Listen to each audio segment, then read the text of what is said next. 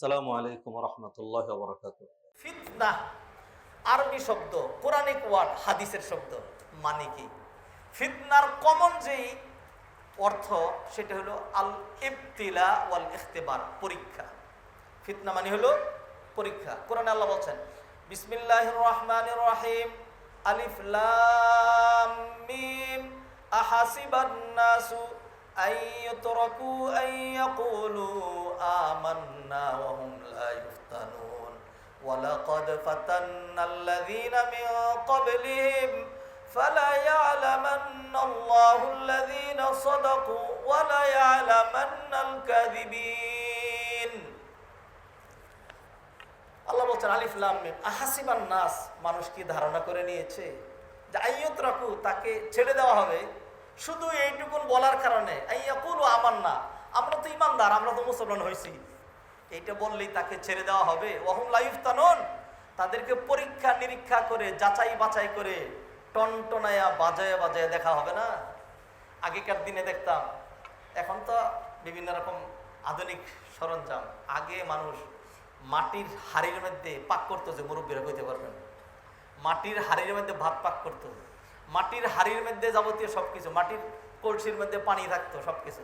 এগুলো যখন বাজারে কিনতে যাইতো, তখন আমি দেখতাম আমার বাবার সাথে গেলে আলাদা একটা টুকরা মাটি, মানে মানে একটা ভাঙ্গা কলসির টুকরা, এটা একটা হাতে থাকতো। কামার কুমার যেগুলো আছে তারা কি করতে, টন টন করে বাড়ি দিলে যেটা টন টন করতো, বোঝা এটা ঠিক আছে। আর যেটা ধার ধার করতো, এটা বা ঠিক নেই।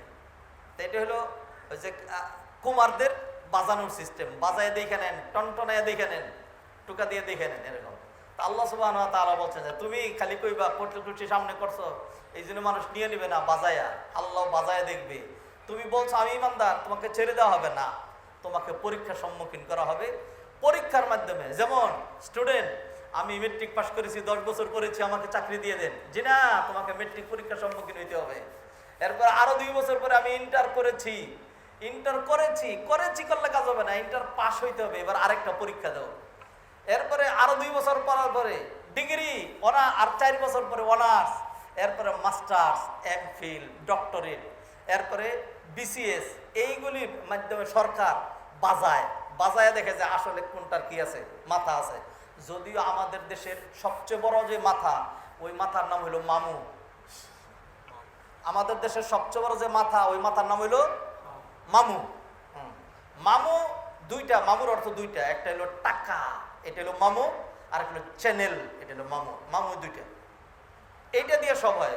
গোবর গণেশ, কিছুই জানে না, কথাও কইতে পারে না, উপরে উঠতে কোনো সমস্যা নাই, কোনো সমস্যা নাই। বিসিএস ক্যাডার বলেন, ওই অফিসার বলেন, এইটা বলেন, সেইটা বলেন, আরো উপরে, বেশি উপরে গেলে সমস্যা আছে, এর উপরে যাবো না। কাদা দা গ্রেট, কোনো অসুবিধা নেই। এই দেশে মাথার, জ্ঞানীর, বিজ্ঞবান, ভালো মানুষ, মুত্তাকি, পরহেজগার, টোটাল ভ্যালুলেস, কোনো দাম নাই, ভ্যালুহীন। বাস্তব কথা বলি, যখন বাস্তবতা বলি না, তখন অনেকের আবার একটু তিতাও লাগে। তো তিতা তো একটু লাগবেই। যদি খাইতে পারেন তাইলে পেটের যে ব্যথাটা, পেটের যে সমস্যা ভালো হয়ে যাবে। আর যদি না খান তাইলে ব্যথাটা বাড়বে, এই ব্যথা নিয়ে পরে মৃত্যু হইতে পারে। অতএব তিতাগুলি যদি না নিতে পারেন, তাইলে যেই পথে চলছেন, সামনে গুরাশাল, বৈরবের অপেক্ষা করেন, নরসিংদীর অপেক্ষা করেন, বৈরবের অপেক্ষা করেন, গোয়িং টু চিটাগাং, কেবলামুখী না, পূর্বমুখী যাচ্ছেন, দক্ষিণ দিকে যাচ্ছেন, আপনি টাঙ্গাইলের দিকে যাচ্ছেন না। এটা ক্লিয়ার থাকতে হবে। হাত ধরেন আমাজলিস, আল্লাহরও বিধান এটা। আপনি বললেই হবে না যে আমি ইমানদার, আমি নামাজ পড়ি না, জি না, আপনাকে ছেড়ে দেওয়া হবে না, পরীক্ষা করা হবে। পরীক্ষা কিভাবে হয়? পরীক্ষার সিস্টেম আছে। পরীক্ষার সিস্টেম কি করে হয়? বাড়ি দিয়া হয়। সেনাবাহিনীতে লোক নিয়োগ দেখছেন, কাদা দিয়া ট্রলিং করে যেতে পারো, এরপরে হলো হাই জাম্প দিতে পারো, পানির নিচে ডুব দিয়ে থাকতে পারো, ঠান্ডার ভিতরে নিজের টিকায় রাখতে পারো, তারপরে শীতের মধ্যে খালি গায়ে থাকতে পারো, তারপরে হলো 10 কিলোমিটার দৌড়াইতে পারো, বিভিন্ন রকম পরীক্ষা দিয়ে। কারণ হলো দেশের মাখনটা তো তারাই খায়, এটা বলার কোনো সুযোগ নেই। অল্প কিছু লোক কোনো কাজ করুক না করুক, পুরো দেশ তাদের দখলে, সমস্ত ব্যবসা প্রতিষ্ঠান সহ। আমরা জনগণ কিছুই নেই দেশে, একদম সত্য কথা এটা, সকল মাখন তারা খায়। তো সেই জন্য কিছু কষ্ট যে দেওয়া হয় ভালো, এটা তাকে একটু কষ্ট করে তারপরে খা, ট্রেনিং কষ্ট হইতো। অস্ত্র ধারণ করে দেশের জন্য তো যুদ্ধ করার কোনোদিন দরকার হয় না, আর হবেও না, আল্লাহ মাফ করুক। যুদ্ধ যদি লাগে অসুবিধা নেই, আমরা আছি ইনশাল্লাহ জান দেওয়ার জন্য, আমরা তো জান বেঁচে থাকার জন্য না। ও ভাইয়েরা ফিরে আসি, পরীক্ষা লাগে ভাইজান, উদাহরণগুলি দিচ্ছি যে আপনি নিয়েন। এটা স্টুডেন্টদের পরীক্ষা লাগে, সেনাবাহিনীর লোকজনের পরীক্ষা লাগে, সরকারি অফিসারের পরীক্ষা লাগে, তো ইমানদারদেরও পরীক্ষা লাগে। ওহুম লা ইফতানুন, তাদেরকে পরীক্ষা করা হবে না। ফিতনার শব্দের যে শাব্দিক অর্থ, এটাকে বলা হয় আল ইহরাকু বিন্নার। আল ইহরাক আল ফিতনা মানাহা আল ইহরাকু বিন্নার। নার মানে আগুন, আগুন দিয়ে পুরানো। স্বর্ণকার, তারপরে হইল যিনি অলংকার তৈরি করেন তিনি এই স্বর্ণ রৌপ্য, তারপরে হলো ইত্যাকার যেগুলি দিয়ে অলংকার তৈরি করা হয়, এইগুলিকে পুড়িয়ে গলিয়ে এইগুলি দিয়ে ইয়া তৈরি করে, অলংকার তৈরি করে। কামার, লোহা গলিয়ে পুরাইয়া লাল করে, এরপরে ধম ধম, খালি পুরাইলে শেষ না, এবার ধম ধম পিটাইয়া তারপরে এটাকে উপযোগী করে। তো এই যে কাজটা করা হয় এটাকে আরবিতে বলা হয় ফিতনা। সেই জন্য যে নাকি কামার, একে আরবিতে বলা হয় ফাত্তান। যে নাকি অলংকার তৈরি করে তাকে বলা হয় ফাত্তান। যে নাকি মানুষকে ফেতনায় ফেলে শয়তান, তাকে বলা হয় ফাত্তান। এদেরকে ফাত্তান মানে ফিতনাকারী এটা বলা হয়। আপনি যখন পথ চলবেন, বিশেষ করে যারা হজ উমরা গিয়েছেন তারা দেখবেন যে রাস্তার পাশে দিয়া কালো একদম একদম কয়লার মতো কালো পাহাড় এবং পাথর আছে, দীর্ঘ পথ ব্যাপী কালো পাথর, কালো কালো। তো এইটাকে বলা হয় ফিতান। এই যে কালো পাথর যেগুলি মনে হয় আগুন দিয়ে পুড়ে রাখা হয়েছে, হ্যাঁ, এইগুলিকে বলা হয় ফিতান। হ্যাঁ, মানে এটা ফিতনা, মানে মনে হয় যেন আগুন দিয়ে পুড়িয়ে এরকম করে করা হয়েছে। ভাইজান বুঝেন নাকি আলোচনা করছি? আল্লাহ ফিতনা দিবেন আমাদেরকে। সাহাবায়ে কারাম তারাও ফিতনায় ছিলেন, সালফে সালেহীন যুদ্ধ করেছেন, জান দিয়েছেন, জেহাদ করেছেন, বাতিলের মুখোমুখি হয়েছেন, নবীজি ফিতনার সম্মুখীন হয়েছেন, বাড়ি ছেড়েছেন, তারপরে এলাকা ছেড়েছেন, কাবা ঘরে ছেড়েছেন, হিজরত করতে বাধ্য হয়েছেন, সেইখানে গিয়ে গারে শহরে আত্মগোপন করতে বাধ্য হয়েছেন। কঠিন পরীক্ষার মধ্য দিয়ে জীবনটা এই পর্যন্ত আসছে। আর আমরা এখন একটা যেই ইসলাম পাইছি সেটা হলো যে আমি একজন ইসলামের দায়ী, অর্থাৎ সবচেয়ে বড় যে চিংড়ি ডাই আমি খাবো, আমি হইলাম একজন আলেম, অতএব মুরগির রোস্টটা এটা আমার, আমি হইলাম এরকম দিনই কাজ করি, হ্যাঁ, আমি তাবলিগ করি, ফলে আমার কোনো সমস্যা নাই, যাই হোক আমার কি নেই কোনো সমস্যা নেই। কারণ বিকজ আই এম মুনাফিক, বিকজ আই এম মুনাফিক। মুনাফিক না হলে সমস্যা হবে। কেউ যদি মুনাফিকি অবলম্বন করে তাহলে তার কি নেই কোনো সমস্যা নাই। কারণ কোরআনে আয়াতে যান, ওয়া ইযা লাকুল্লাযীনা আমানু ক্বালু আমান্না ওয়া ইযা খালাউ ইলা শায়াতিনিহিম ক্বালু ইন্না মাআকুম ইন্নামা নাহনু মুস্তাহজিউন। যদি ইমানদারদের কাছে যায় গিয়া বলে আমরা তোমাদের সাথেই আছি।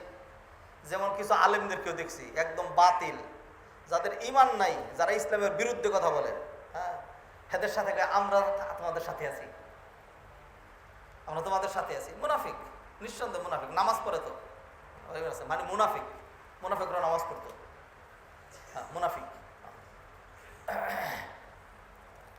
আর যদি খারাপদের সাথে যায় তখন গিয়ে বলে যে তোমাদের সাথে আছি, ভালোদের সাথে গেলে আমাদের সে ভালো কি আছে, হ্যাঁ এরকম, এটা হলো মুনাফিকের। আর যদি ভালো হন তাহলে আপনি সমস্যায় পড়বেন। নবীজি সাল্লাল্লাহু আলাইহি সাল্লাম সেজদা করতে গেছেন, কাবার পাশে নামাজ পড়ছেন, এর চেয়ে ভালো কোনো কাজ নাই। যে কোনো মুশরিকও যদি কাবার পাশে ইবাদত করে কোনো বাধা নেই।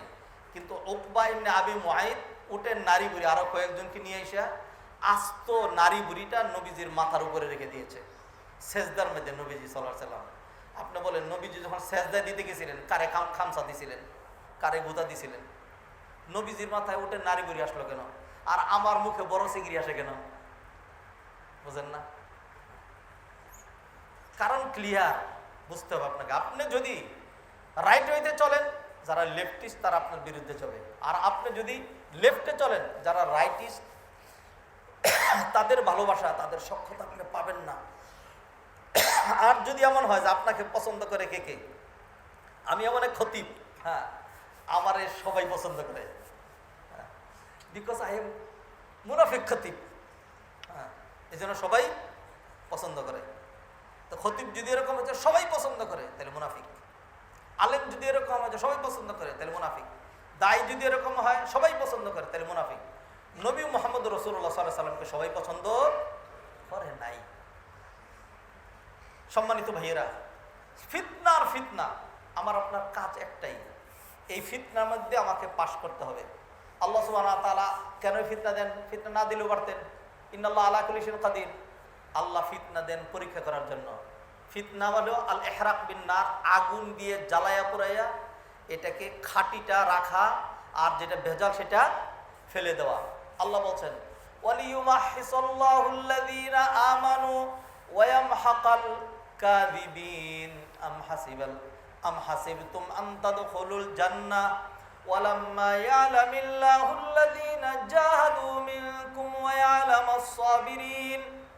আল্লাহ সুবহানাহু ওয়া তাআলা চান এইভাবেই পরীক্ষা নিরীক্ষা করে সত্যিকার ইমানদারকে আর ইমানদারের নামে মিথ্যাবাদীকে আল্লাহ এর মধ্যে পার্থক্য করে দিবেন। আম হাসিবতুম আন তাদখুলুল জান্নাহ, তোমরা কি ধারণা করে নিয়েছো যে জান্নাতে চলে যাবে? ওয়ালাম্মা ইয়ালামিল্লাহুল্লাযীনা জাহাদু মিনকুম, অথচ আল্লাহ বাস্তবে দেখলেন না তোমাদের মধ্যে থেকে কে কে জিহাদকারী আর কে কে ধৈর্য ধারণকারী। ধৈর্য ধরবা না, জিহাদও করবা না, আর কি সুন্দর আশা করছো তুমি জান্নাতে চলে যাবা, এই ধরনের আশা করো না। আল্লাহ সুবহানাহু ওয়া তাআলা সেটা বললেন। অতএব ফিতনার অর্থ আমরা পেলাম। ফিতনার যে কমন অর্থ সেটা হলো পরীক্ষা। ফিতনার যে কমন অর্থ সেটা কি? পরীক্ষা। সেটা নিয়ে এতক্ষণ আলোচনা করলাম। ফিতনার আর যে যে অর্থগুলো আসে, আমি আরো 10টা অর্থ উল্লেখ করব আপনার সামনে। একটা অর্থ হলো আল কুফর। ফিতনার একটা অর্থ হলো আল কুফর। দলিল ওয়াকাতিলুহুম হাত্তা লা তাকুনা ফিতনা, কাফেরদের বিরুদ্ধে অস্ত্র ধারণ করে জিহাদ করতে থাকবে যতক্ষণ পর্যন্ত ফিতনা দূরীভূত না হয়, কুফরি দূরীভূত না হয়। তাহলে ফিতনার আরেকটা অর্থ পেলাম কুফরি। কিন্তু আল্লাহ যে একটা কথা কইলেন, এই কথাটা যে খুব খারাপ। আল্লাহ বলেন ওয়াকাতিলুহুম, তোমরা কাফেরদের বিরুদ্ধে কি করবে? জিহাদ করবে। আউযু বিল্লাহি মিনাশ শাইতানির রাজিম। না, এখান থেকে জিহাদের কথা কওয়া যাবে না। হ্যাঁ, কাফেরদের বিরুদ্ধে কিছু কওয়া যাবে না, কাফেরদের পায়ে চাটুন দেওয়ার কথা কওয়া যাবে। হ্যাঁ, আল্লাহ কেন জিহাদের কথা বললেন? জিহাদের আয়াতগুলো কোরআন থেকে সরায় রাখলে তাহলে আমাদের খুতবা দিতে সুবিধা হইতো। যখন পড়তে যাই কোরআনের আয়াত, খুতবা দিতে দিল কোরআন লাগে হাদিস লাগে, এখন এইগুলি সামনে আসে, কি করব বলেন? হ্যাঁ, ওয়াকাতিলুহুম হাত্তা লা তাকুনা ফিতনা, কাফেরদের বিরুদ্ধে অস্ত্র ধারণ করা লাগবে। এইভাবে হবে না। মুসলমানদের ইজ্জত সম্মান ততদিন পর্যন্ত ছিল যতদিন পর্যন্ত মুসলমানরা জিহাদের সাথে ছিল। আর যতদিন মুসলমান মনে করছে না না এগুলি করা যাবে না, নামাজ পড়েন, রোজা করেন, এগুলো আপনাদের কাজ না, রাজনীতি আপনাদের কাজ না। বিশেষ করে কোনো আলেম ওলামা দিনদার তারা রাজনীতির কথা বলে, আপনি বলেন যে হ্যাঁ আপনি হুজুর বলেন রাজনীতি করেন কেন? হ্যাঁ, এগুলি করেন, আপনি কি করবেন? আপনি খালি নিশা হয়ে থাকবেন, আপনি খালি পায়ের মধ্যে চাটন দিবেন। হ্যাঁ, ইসলামটারে কি সুন্দর করে আমরা মিনিমাইজ করে নিছি না, কি সুন্দর করে বুঝে নিছি না। হ্যাঁ, আল্লাহর রাস্তা হচ্ছে কোরআন হাদিসের বুঝের সাথে সাংঘর্ষিক আছে। আর এই বুঝটাকে এক শ্রেণীর দিনদার প্রমোট করে যারা তাদের স্বার্থ রক্ষা করে, বিশেষ করে যারা ক্ষমতাসীন, আমাদের দেশ বাহিরের দেশ সমস্ত জায়গায়, তাদের ক্ষমতায় যেন আচর না লাগে সেই জন্য জেহাদের কথা, যুদ্ধের কথা, কাফেরদের কথা, রাজনীতির কথা এগুলি যারা বলবে এরা হলো টেররিস্ট, বাংলা ভাষায় হলো জঙ্গি। ফলে খারাপ অর্জনে তো এটি যথেষ্ট যে কোরআনের আয়াত কেন কইছ, জেহাদের কথা কেন কইছ? আল্লাহ মাফ করুন। ফিতনার একটা অর্থ পেলাম কুফরি, দলিল দিলাম কোন আয়াত দিয়ে। 2 নম্বর ফিতনার অর্থ হইল শিরিক। ফিতনার অর্থ হইল শিরিক। ওয়াল ফিতনাতু আশাদ্দু মিনাল কতল, হত্যার চেয়েও জঘন্য হইল ফিতনা। হত্যার চেয়েও জঘন্য হইল ফিতনা। এটা হলো আরেকটা। এই কুফরি শিরিক আপনার সামনে থাকবে, এইটা দিয়ে আল্লাহ আপনাকে পরীক্ষা করছেন। কি পরীক্ষা করছেন? যে আই হ্যাভ মাইসেলফ বিস্টোড আপন ইউ বিলিভ, ফেইথ এন্ড ঈমান। আমি আল্লাহ নিজে তোর মতো কপাল পুরারে ঈমান দিয়েছি। আমি আল্লাহ নিজে তোর মতো কপাল পুরারে বাছাই করে ঈমান দিয়েছি। নবী হাজার চেষ্টা করে তার চাচার মুখ দিয়া সর্বশেষ খালি একটা কথাই তো লা ইলাহা ইল্লাল্লাহ আনাইতে পারে নাই। ইব্রাহিম এত বুদ্ধিমান ছিলেন, এত বুদ্ধিমান, আল্লাহ নিজে যারা বুদ্ধি দিয়েছেন, ওয়ালাকাদ আতাইনা ইব্রাহিমা রুশদাহু, আমি আল্লাহ নিজে ইব্রাহিমের প্রজ্ঞা দিয়েছি। কিন্তু ইব্রাহিম তার বাবারে কত সুন্দর করে ডাকছে, ইয়া আবাতি ইন্নী ক্বাদ জাআনি মিনাল ইলমি মা লাম ইয়াতিকা ফাত্তাবি'নি আহদিকা সিরাতান সাওয়িয়া। ও বাজার, আল্লাহর পক্ষ থেকে আমার কাছে এলেম এসেছে, আল্লাহ আমাকে এলেম দিয়েছেন। আপনি যদি আমার একটা কথা শুনেন, আপনি এমন একটা ভালো পথ পাইবেন যেই পথের শুরু এখানে, শেষ জান্নাতুল ফেরদাউসের ভিতরে। কত ভাবে, ইয়া আবাতি ইন্নী আখাফু আন ইয়ামাসসাকা আযাবুম মিনার রহমান। ও বাজান, যদি এই কথাটা না শুনেন, আমি দেখতে পাচ্ছি আপনাকে আল্লাহর আযাব স্পর্শ করবে। এরকম সুন্দর করে বাবারে বুঝাইলেন, অনেক সুন্দর বুঝাইলেন, কিন্তু বাবারে হেদায়েত করতে পারলেন না। এইভাবে নবীদের উদাহরণ, লূত আলাইহিস সালাম স্ত্রীরে, একজন স্বামী তার স্ত্রীকে কি ভালোবাসাই না দেন। দুনিয়ার যত ভালো মানুষ আছে, হ্যাঁ, তাদের সবার কাছেই তার স্ত্রী সবচেয়ে বেশি প্রিয়। আর যেটি শয়তান আছে, হ্যাঁ, যেটি অসভ্য, সেটা তার কাছে তার স্ত্রী প্রিয় না, কারণ তার ভালোবাসা অন্যখানে গিয়ে রয়েছে। কারো ভালোবাসা যদি অন্যখানে না যায়, তাহলে তার স্ত্রী তার কাছে বেশি প্রিয় হবে, এটা স্বাভাবিক। ঠিক তদ্রূপ কোনো মহিলার কাছে তার স্বামী যদি পছন্দ না হয়, স্বামী ভালো না লাগে, তাইলে বুঝতে হবে তার মনটা অন্যখানে গেছে। এই জন্য স্বামীর পয়সা নাই, স্বামীর এই দুর্বলতা, স্বামী আনকালচার, স্বামী নামাজ পড়ে না, কত রকম সমস্যা আছে। আর যদি স্বামীর প্রতি ভালোবাসা থাকতো, তাহলে কিন্তু স্ত্রীর কারণে স্বামী কি হইতো, নামাজিও হইতো, দিনদার হইতো, সবকিছু হইতো। ইন্না লিল্লাহি ওয়া ইন্না ইলাইহি রাজিউন। লূত আলাইহিস সালাম স্ত্রীর কত সুন্দর ভালোবাসা দিয়া, ঈমান নাই, কইরা থাক, ফেরেশতারা আইছে, এখন আজ আল্লাহর আযাব বুঝবো, তুই মর, হ্যাঁ, এটা কইতে পারতেন, এইটা কয় নাই। বলছে যে এই যে দেখ ফেরেশতা এসে বলছে, দেখছ তো একটা চোখ উঠাই ফেলছে, এই যে দেখছে, এখনই ড্রিম করে কিন্তু আকাশটা পাথর করবে, তাড়াতাড়ি আমার সাথে চল, আর পিছনে তাকাইস না, এইবার আমার কথা শুন অন্তত, হ্যাঁ, ঈমান আন। বাঁচানোর চেষ্টা করছেন, রাস্তা কিছুদূর নিছিলেন, অর্ধেক পর্যন্ত নিছিলেন, তারপরেও ওই যে ভাগ্যে যদি ওই জিনিস থাকে ঘিয়ের মতো যেটা, তাইলে শাকের মধ্যে বাইজে আসে, কত যায় না। ভাগ্যে যদি ধ্বংস থাকে, তাইলে নবীর সাথে বেরিয়েছিল, মেয়েরা নাজাত পাইলো, নবী নাজাত পাইলো, স্ত্রী পাইল না। ভাইরা এরকম উদাহরণটাই না, লাভ নেই, সময় চলে যাবে। শোনেন, আল্লাহ সুবহানাহু ওয়া তাআলা নিজে ঈমান দিয়েছেন আমাদেরকে, নিজে, কারণ নবী পরিবারেরও না, অন্য কিচ্ছু না। সেই জন্য আল্লাহ বলছেন, দেখ তোর এগেইনস্টে, তোর উল্টা কুফরি এবং শিরিক আছে, হ্যাঁ, আমি পরীক্ষা করছি ওইগুলির মধ্যে তোমার সক্ষতা নাকি তিক্ততা। যদি শিরিক, মুশরিক, বেঈমান, কাফের, হিন্দু, ইহুদি, অসভ্য, বর্বর, নরকি, ওইগুলো যদি তোর কাছে ভালো লাগে, তাইলে তুই ঈমানের পরীক্ষায় ফেল। দিস ইজ ফিতনা ফর ইউ। তাইলে যে কুফরি দিয়েও পরীক্ষা, শিরিক দিয়েও কি পরীক্ষা, এই দুইটার হালকা ব্যাখ্যা করলাম। ফিতনার 3 নম্বর অর্থ হলো আল আযাব। আযাব আরবি শব্দ আযাব, বাংলাতে আযাব বুঝেন, শাস্তি। আল্লাহ সুবহানাহু ওয়া তাআলা, সুম্মা ইন্না রাব্বাকা লিল্লাযিনা হাজারু মিন বাদি মা ফুতিনু। সুম্মা ইন্না রাব্বাকা লিল্লাযিনা হাজারু মিন বাদি মা ফুতিনু, মিন বাদি মা ফুতিনু, তাদেরকে আযাব দেওয়ার পরে, মিন বাদি মা ফুতিনু। ইহরাক বিন নার 4 নম্বর অর্থ হলো আগুন দিয়া পুরানো।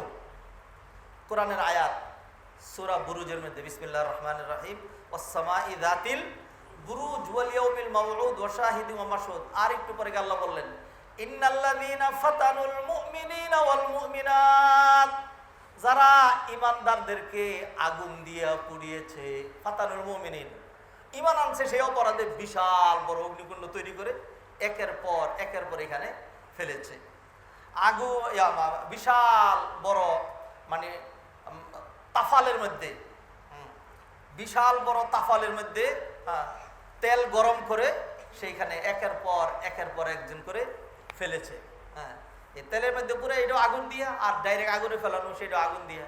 যেমন অগ্নি পরীক্ষা দিয়ে পাশ করেছিলেন আমাদের বাজান ইব্রাহিম আলাইহিস সালাতু ওয়াস সালাম। ইন্নাল্লাযীনা ফাতানুল মুমিনিনা ওয়াল মুমিনাত, অপরাধ একটাই ছিল, ওমা নাকামু মিনহুম, তাদের থেকে যে প্রতিশোধ নিয়েছে অন্য কোনো কারণ নাই, ইল্লা আইয়ুমিনু বিল্লাহিল আজিজুল হামিদ।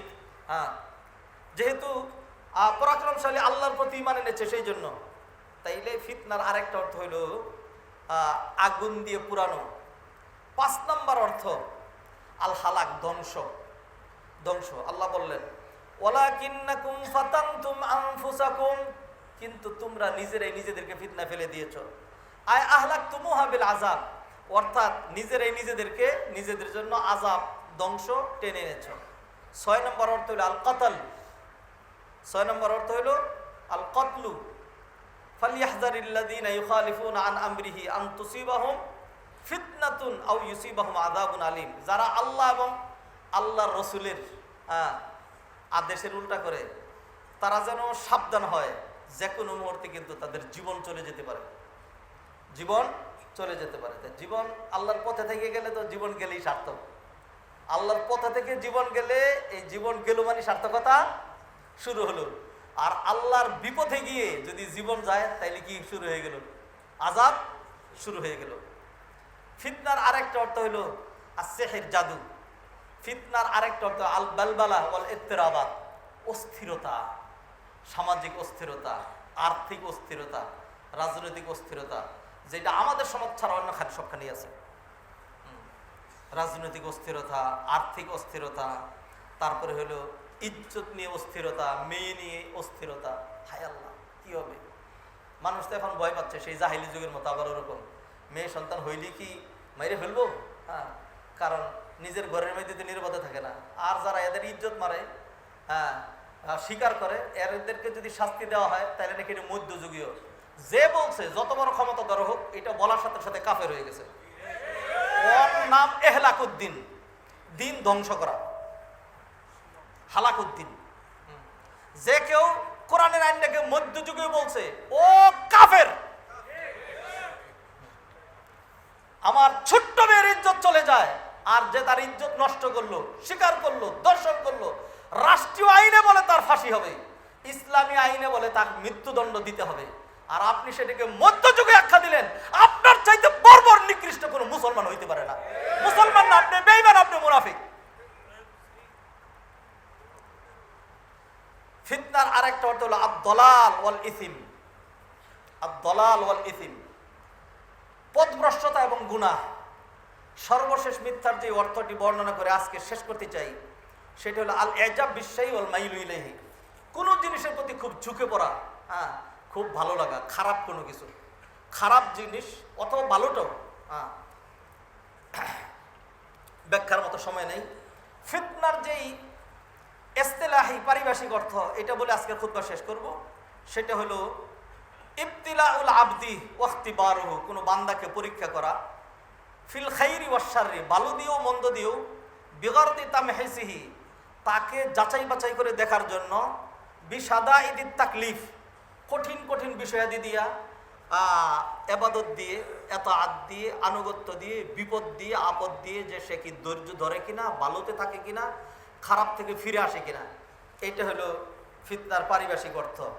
আল্লামা জামাখশরী আরেকটা অর্থ করেছেন, এটা আজকে বলতে গেলে দেরি হয়ে যাবে, সেই জন্য এখানেই শেষ করছি। হাদিরের মজলিস, সম্মানিত ভাই বোনেরা, অতএব আজকের সংক্ষিপ্ত ভূমিকা থেকে আপনারা এটা বুঝেছেন যে ফিতনা কত জটিল, ফিতনা কত ভয়াবহ।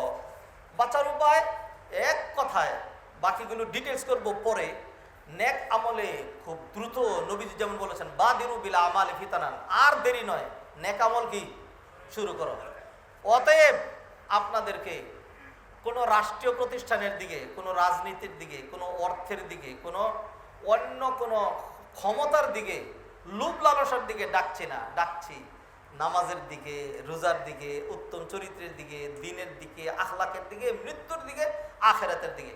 আসুন আমরা দ্রুত প্রস্তুতি গ্রহণ করে আল্লাহ সুবহানাহু ওয়া তাআলা আমাদেরকে তৌফিক এনায়েত করেন।